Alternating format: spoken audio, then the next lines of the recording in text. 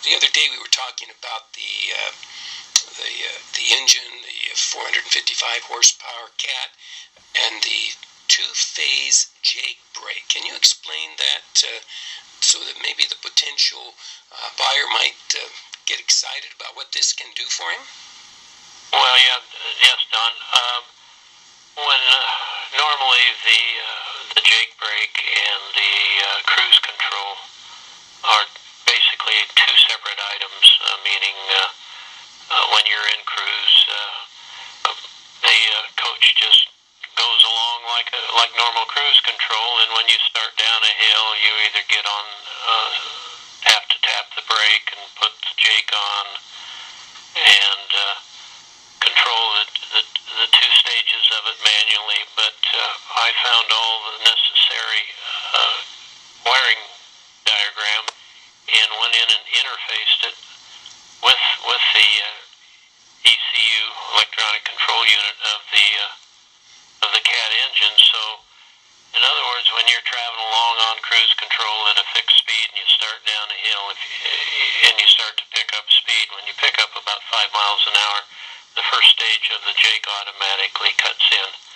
And if the grade is steep enough and your speed increases another 2 miles an hour, then the second stage kicks in and slows you down. And if the speed is still just maybe a little uncomfortable, you just reach down on the steering wheel and hit the set button, which you lower the set point of the cruise, and so by doing that just slows you down even more.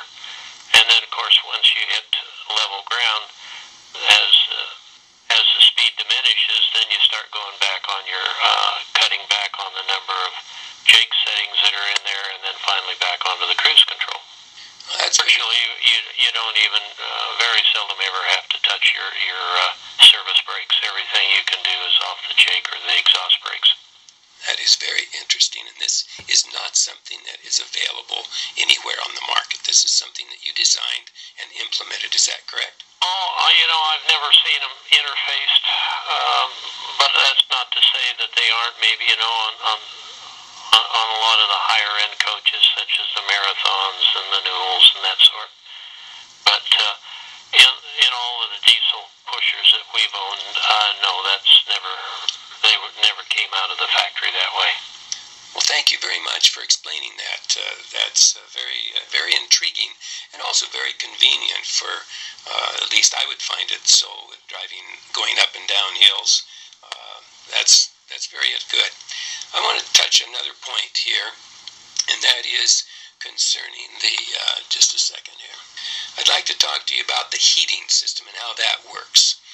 The AquaHot? Yes. Well, that's just a small, compact diesel-fired boiler, which uses glycol and is circulated with little small pumps to the different zones within the coach, and the zones are like little radiators with fans behind them connected to thermostats.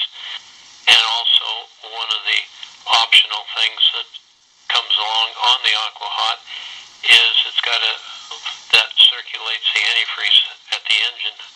So if you're overnighting someplace and it's very cold, you turn this on a couple hours before you're ready to leave, and it brings the engine up to a warmer temperature for easier starting. Thank you very much for that explanation.